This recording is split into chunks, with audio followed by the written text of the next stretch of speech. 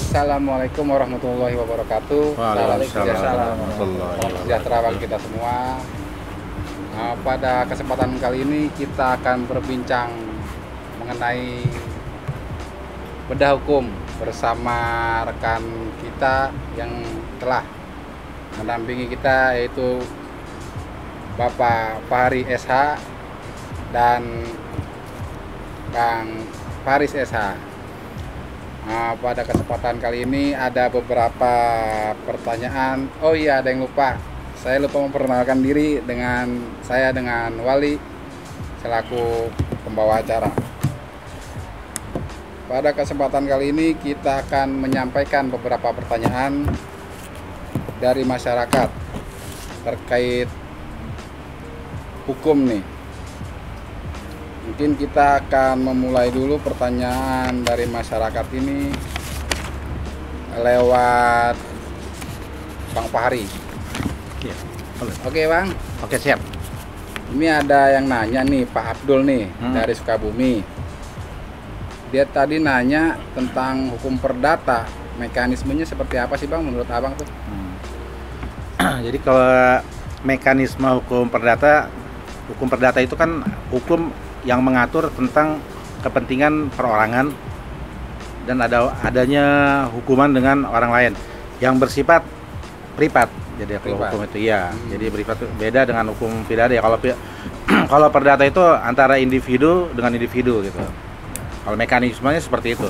Jadi kan kalau misalkan kalau hukum perdata, kalau kita ini kan apa itu perdata, itu kan panjang, banyak teori-teori. Betul. Ya, tapi intinya sih itu aja. Intinya antara perorangan dengan perorangan. Ya contohnya ya kasus utang piutang, ya kan. Kasus antara misalkan ada perkawinan, perceraian atau ya itu salah satunya itu dimasukkan konflik hukum perdata gitu. Luas sih, untuk hukum perdata luas seperti itu. Jadi kalau teknisnya sih kalau memang secara menyeluruh, kalau hukum perdata itu ya konteksnya sih ya antara pribadi individu dengan individu aja sih intinya. Berarti nggak ada hal lain ya? Nggak ada hal lain kan. Betul. Oke. Mungkin itu penjelasan dari Bang Fahri. Selanjutnya kita coba menanyakan Bang Faris nih ya. Ada Pak Rizky dari Gorontalo. Ini agak sedikit mungkin dia ya boleh dibilang mungkin kita dalam kali nanya ya. Dia nanya apa maksud dari hukuman maksimal 2 tahun penjara atau denda paling banyak 500 juta. Nah itu bagaimana tuh? Apa udah mutlak kena hukuman tersebut, apa seperti apa tuh Pak?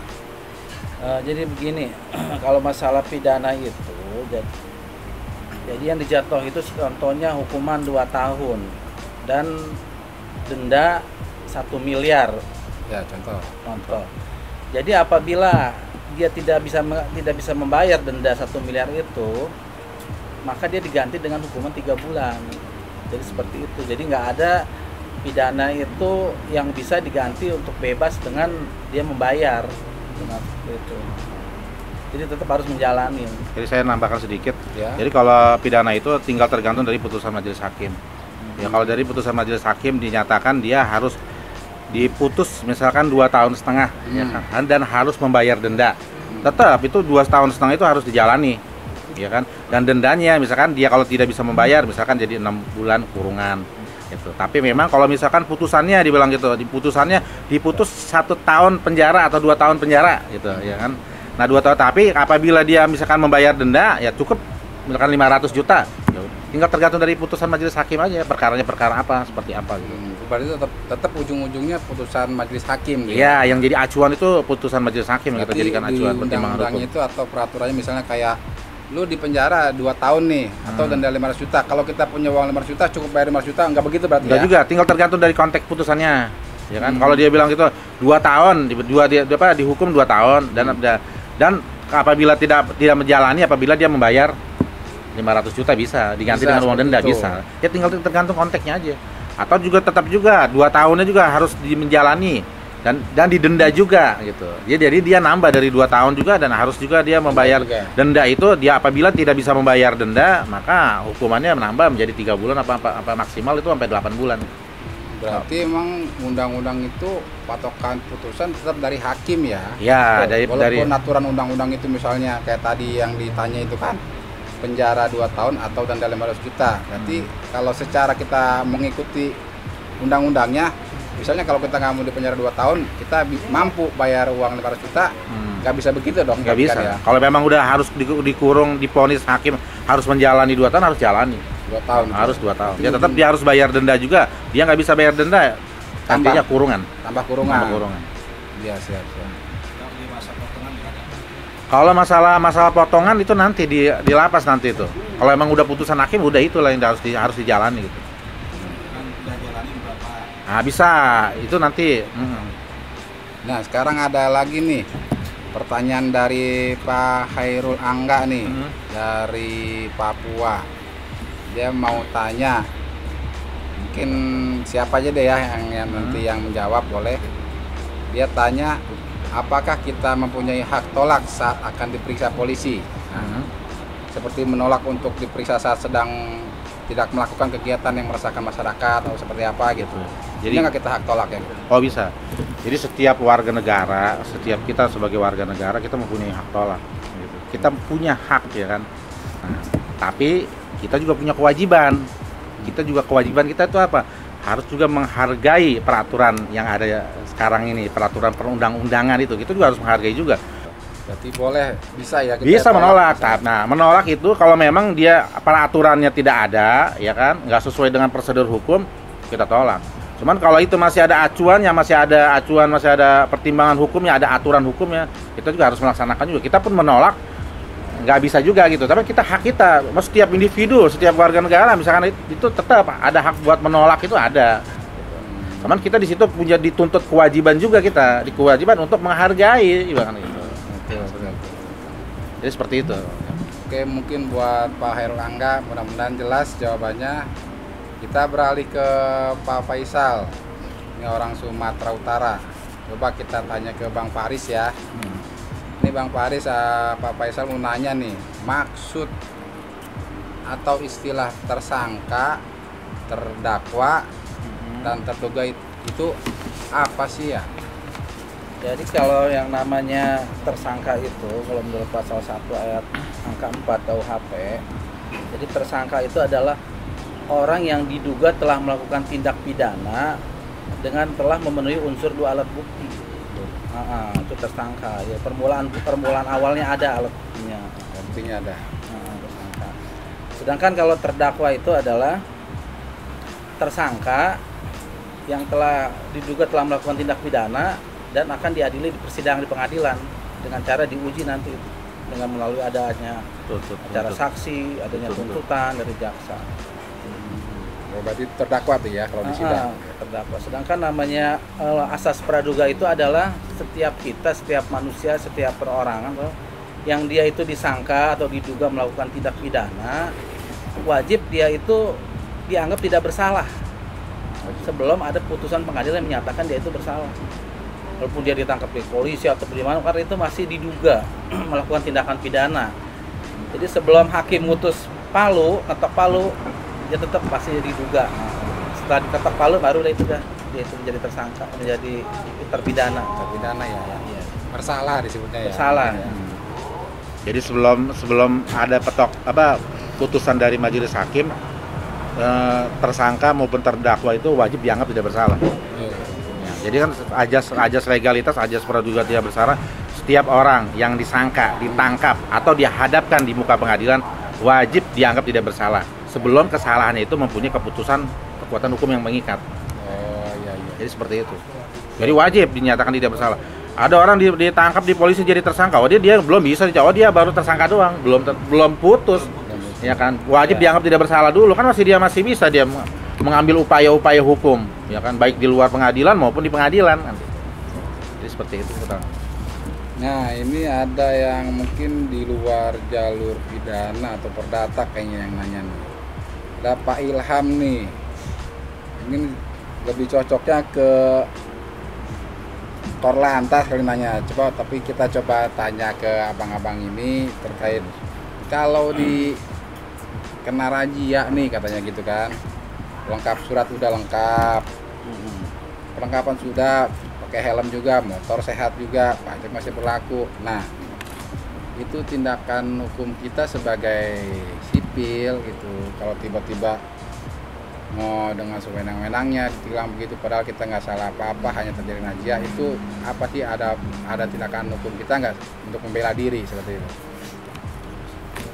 Jadi kalau masalah razia ini, kalau ngikutin aturan undang-undang itu, Undang-Undang PP nomor 80 tahun 2012 itu, prosedurnya itu dia mesti ada pelang 50 meter jarak, jadi kelihatan. Jadi kalau dia mungkin sendiri atau itu termasuknya razia yang ilegal ya, nggak sesuai dengan aturan.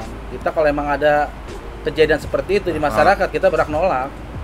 Mana ya surat tugasnya, mana ya itunya apa namanya, pelangnya itu ada razia. Dan mesti beberapa orang, nggak cukup satu kalau misalnya razia. Gitu. Cuman kan kadang-kadang dia lebih galak dari kita. Terus kadang-kadang juga dia terlalu memaksakan untuk menilang kita gitu. Jadi ada selama kita lain, kan? Kalau selama kita nggak melanggar ya kan aturan hukum, maksudnya pakai helm, kita bawa sih, kita berhak nolak sama dia. Iya. Kalau dia tetap maksa nilang gitu, ada upaya lain nggak? Ada upaya yang paling kita adukan ke ini, ke pimpinannya. Ya. Karena tidak sesuai dengan SOP. Betul. Nah, mungkin itu buat Pak Ilham, pertanyaannya mudah-mudahan sesuai dengan apa yang ditanyakan, jawaban dari abang-abang kita ini. Nah, ini yang lagi marak nih yang dibicarakan, pertanyaan dari Pak Gilang R. Ramadan. Dia mau nanya nih, mungkin abang-abang kita nih ada yang jawab, bagaimana kalau seorang residivis berbuat tindak kriminal kembali, ada nggak hukuman lebih beratnya? Itu menurut abang seperti apa itu? Ada nggak di undang-undangnya itu ada hukuman terberat buat mereka gitu? Ya, kalau masalah residivis, karena kan kita anggap ini repetisi ini kan penjahat kambuhan, kan dia mengulangi lagi tindak pidana. Udah dipidana, keluar masuk lagi, dia mengulangi pidana yang mungkin sama dengan pidana yang dia lakukan lagi. Nah, kalau residivis itu sebenarnya gini sih sebenarnya. Yang kita agak kurang itu sebenarnya database baik di kejaksaan, di kepolisian itu nggak online. Jadi nggak ada PKP dia seorang, misalkan dia udah berapa kali, tapi data-data dia tuh nggak ada. Jadi mungkin majelis hakim juga tidak tahu bahwa dia ini seorang residivis. Itu yang jadi permasalahannya. Nah, sebenarnya kalau misalnya pun dia diketahui benar memang dia residivis penjahat kambuhan, itu secara hukum dia misalkan pencurian divonis 2 tahun, itu ada penambahan lagi sepertiganya dia kalau memang dia residivis ya. Nah, ada penambahannya lagi. Penentuan residivis itu dari mana kalau emang nggak punya database si orang tersebut?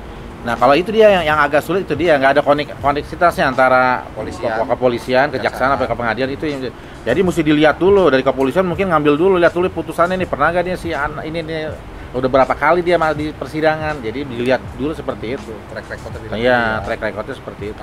Kalau itu dia mau cari tahu. Kalau nggak mau cari tahu ya udah dianggap dia bukan residivis.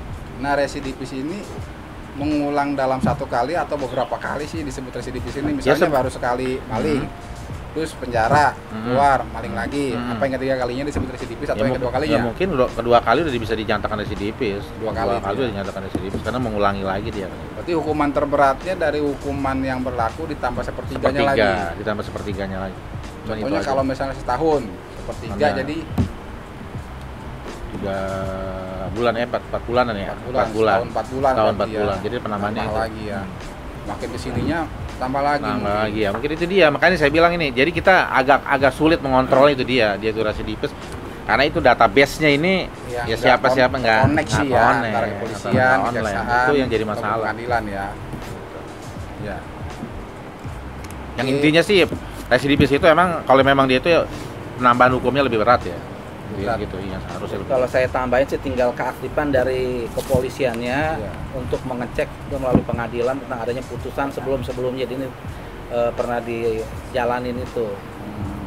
Gitu. Itu yang mesti ada konektivitasnya. Kita kalau memang kayak ini ya dari kepolisiannya mesti ngecek kemana-mana dibiarkan. Garda depannya polisi itu ya, yang bisa menilai dia residivis atau tidak ya. Oke, itu pertanyaan, itu jawaban buat Pak Gilang yang menanyakan tentang residivis. Hukuman terberatnya yaitu hukuman yang diputuskan hakim dan ditambah sepertiga lagi. Nah, ini ada lagi nih kayaknya orang yang pemantau pengadilan nih.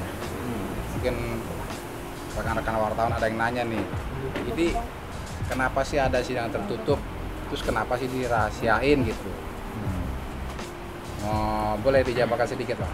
Iya. Sidang tertutup. Jadi kalau sidang di pengadilan itu kan ada sidang tertutup, ada sidang terbuka. Yang pertama kalau di pidana itu, kalau sidang tertutup itu, yang pertama masalah asusila, sidang asusila itu tertutup. Ya kasus misalkan ya pencabulan lah, seperti apa, asusila lah pokoknya. Terus sama perkara anak itu juga sidang tertutup. Di pidana tuh ya di pidana. Tapi kalau di perdata itu, kalau sidang tertutup itu ya masalah perkawinan, sidang cerai itu tertutup juga. Berarti lebih ke privasi ya, seperti berarti itu. Negara masih melindungi privasi warganya itu ya. Seperti itu. Iya. Saya mau nanya nih Pak, kalau debt collector kan dia kan sering sewenang-wenang untuk di jalanan dia angkatlah dia ngabut motor di jalan benar. Itu hukumnya seperti apa Pak? Itu perdata apa kriminal gitu? Iya, kalau dia ngambil motor di jalanan, ya jelas pidana. Hubungan antara apa leasing antara itu perdata. Cuman begitu dia ngerampas, itu kan udah perampasan jatuhnya kan, merampas di jalan itu udah pidana. Itu bisa dilaporkan ke polisi. Jadi saya bilang unsurnya beda. Kasus ini kasus perdata. Sebenarnya kasus leasing ini kasus perdata. Hubungan antara pengikatan antara debitur dan kreditur ya kan. Nah, di satu sisi ya ada salah satuan prestasi ya kan dari pihak kreditur debitur wan prestasi. Di satu sisi udah wan prestasi dia ngambil apa tuh objeknya di jalan gitu. Di jalan itulah yang jadinya jadi pidana. Tapi debt collector ini memang diizinkan sama pihak pemerintah apa memang dari leasing? Dari leasing ya, bukan diizinkan dari pemerintah, tidak pernah mengizinkan adanya debt collector karena dia dibayar untuk khusus untuk menarik. Itu kan ada undang-undangnya harus melalui pengadilan atau apa? Ya sekarang itu melalui pengadilan di gugatan kalau sekarang ini masuknya gugatan sederhana ya mau masuk ya. Kita gugatan sederhana karena kan limitnya itu kan di bawah 200 juta dia itu kan. Jadi kita gugat perdata jadi seperti itu dulu mekanismenya, nggak bisa main tarik dulu. Nah, ada upaya hukum nggak bagi si debitur ini jika motornya ditarik di jalanan?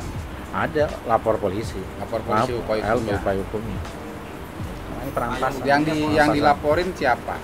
Ya leasing lah yang dilaporin kan di sini kan leasing yang memberikan kuasa kepada pihak ketiga. Rektor itu.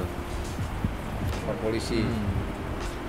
Tapi beda Pak ya antara penagih hutang sama debt collector. Ini sama-sama debt collector tapi penagih hutang itu beda ya. Sebenarnya penagih hutang sama debt collector sama-sama aja. Sebenarnya sih ya dia judulnya nagih. Nagih hutang cuman dia nagihnya ada dengan paksaan dan dengan kekerasan. Itu aja sebab penagih hutang ya kalau dia nagih dengan itu sama juga dengan debt collector, apa bedanya sebenarnya gitu.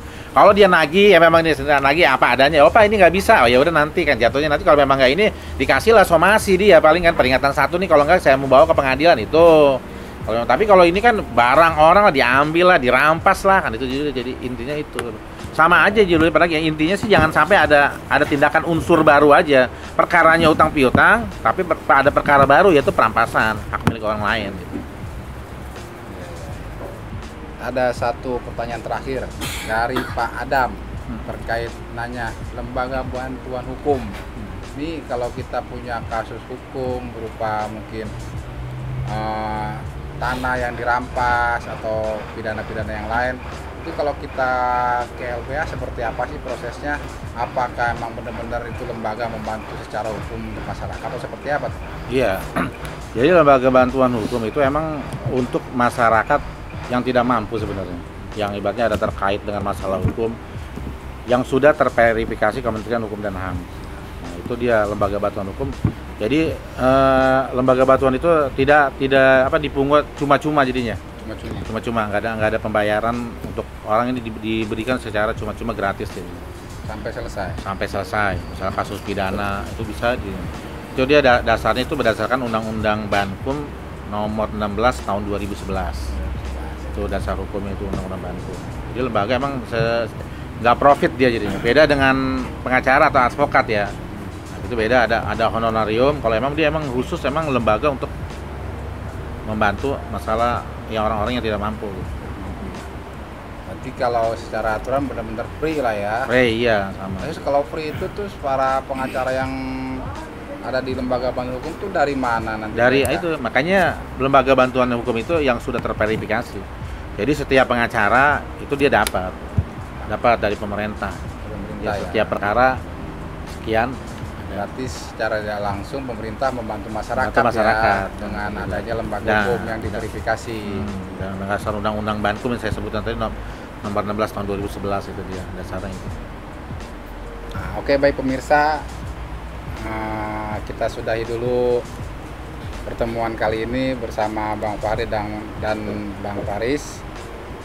Kebetulan di suasana yang sejuk ini kita bertempat di Saung Nusantara di daerah Jakarta Utara, Jalan Karya 1. Bagi pemirsa yang ingin bertanya kepada kami seputar hukum pidana ataupun perdata, boleh diajukan kepada kami melalui Twitter, Facebook, ataupun Instagram, atau di nomor 0819 4951 7200.